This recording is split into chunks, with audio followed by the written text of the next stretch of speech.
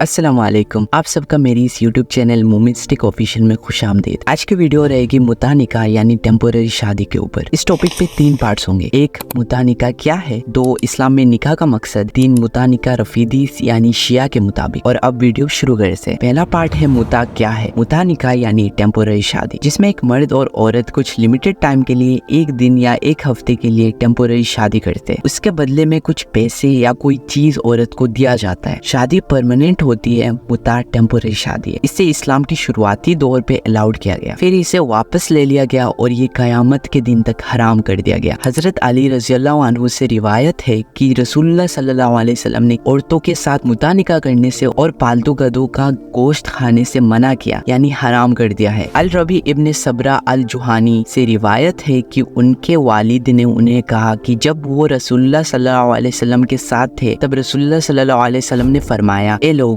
मैं पहले आपको मुता निकाह करने की इजाजत देता था, लेकिन अल्लाह ने अब उसको कयामत के दिन तक हराम कर दिया है। तो जो किसी ने मुता निकाह करके बीवियां ली है उन्हें छोड़ दे, और जो पैसे या कोई चीज अगर उनको दिया है तो उनसे कुछ भी ना ले। तो अब आते हैं टॉपिक के दूसरी पार्ट में, जो है इस्लाम में शादी का मकसद। अल्लाह ने अपने निशानियों में से एक ऐसा निशान बनाया है जिस पर हमें सोचने और गौर करने को कहते हैं। उसने मियाँ बीवी के दरमियान मोहब्बत और हमदर्दी को पैदा किया है। उसने हमें अपने वारिसों यानी बच्चों को पैदा करने के लिए एनकरेज किया है और हुक्म दिया है कि औरत इद्दा या मुद्दत के इंतजार करेगी और वारिसत हासिल कर सकती है। ये सब मुता जैसे हराम शादी में मौजूद नहीं होता। रफीदीस यानी शिया के मुताबिक मुता निकाह जायज है और हराम नहीं है। हालांकि जो औरत मुता की है वो औरत ना किसी की बीवी है और ना किसी की कनीज। पर अल्लाह सूरा मोमिनीन आयत 5 से 7 तक फरमाते हैं कि जो लोग अपनी हया यानी प्राइवेट पार्ट्स की हिफाजत करते हैं सिवाय अपने बीवियों से या दासियों से यानी राइट हैंड पोजेस से जो उनके पास है, वो भी गुनाह है। अब बात करते हैं हमारी इस टॉपिक की आखिरी पार्ट पे,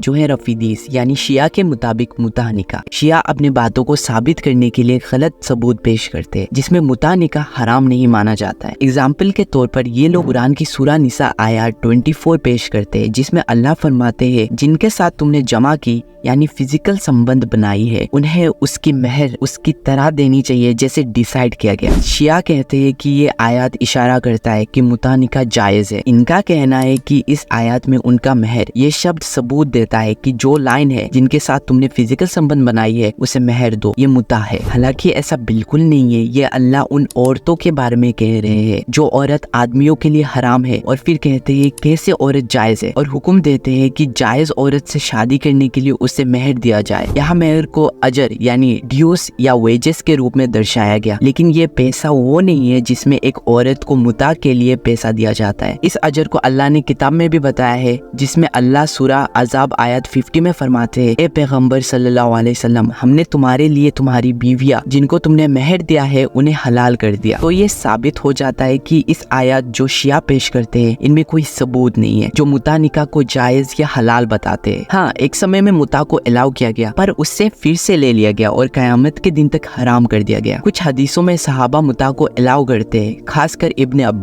अब्बास जिन्होंने कहा कि मुता जायज है, वो उन लोगों में से है जिन्होंने ये हुक्म नहीं सुना कि रसूलुल्लाह सल्लल्लाहु अलैहि वसल्लम ने मुता को हराम कर दिया। हज़रत अली रज़ियल्लाहु अन्हु से रिवायत है कि उन्होंने सुना कि इब्ने अब्बास मुता को अलाउ कर रहे हैं, फिर उन्होंने कहा, रुको इब्ने अब्बास, रसूलुल्लाह सल्लल्लाहु अलैहि वसल्लम ने मुता और पालतू गधों को गोश्त खैबर के दिन ही हराम कर दिया। तब इब्ने अब्बास को पता चला कि मुता निकाह हराम है। तो अभी ये पता चलता है कि शिया अपने ख्वाहिशों को फॉलो कर रहे हैं। जो शिया रसूलुल्लाह सल्लल्लाहु अलैहि वसल्लम के कंपेनियंस यानी सहाबों को काफिर कहते हैं, फिर उन्हीं सहाबाओं को कुछ बातों को ये लोग हलाल ठहरा देते हैं, जैसे मुता निकाह और बहुत कुछ। बाकी अल्लाह हम सबको हिदायत दे और अल्लाह सबसे बेहतर जानता है। ये हमारा पहला वीडियो है और हम आपकी राय की कदर करते हैं। अगर आपने कोई गलतियां नोटिस की तो प्लीज कमेंट में हमें शेयर करें, और अगर आपको वीडियो थोड़ी सी भी अच्छी लगी तो लाइक एंड सब्सक्राइब करके हमारा साथ दीजिए। जज़ाकल्लाहु खैरन।